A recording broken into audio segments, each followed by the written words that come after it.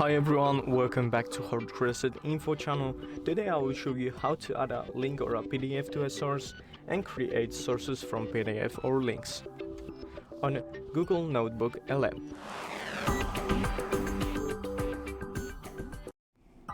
So as you guys see, I have NotebookLM and click add a source. I'll just go to the main tab, create new. And you can do that PDF website, YouTube. You can do links on YouTube website.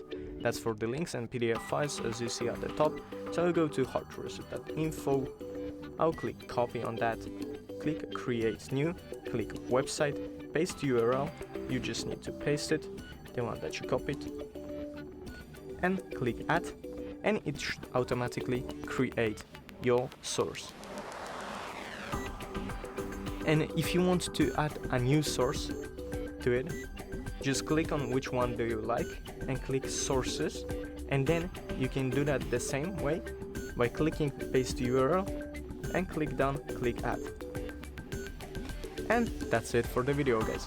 Thank you guys for watching this video. I hope you guys enjoyed. Leave a like and subscribe, and see you guys in the next one.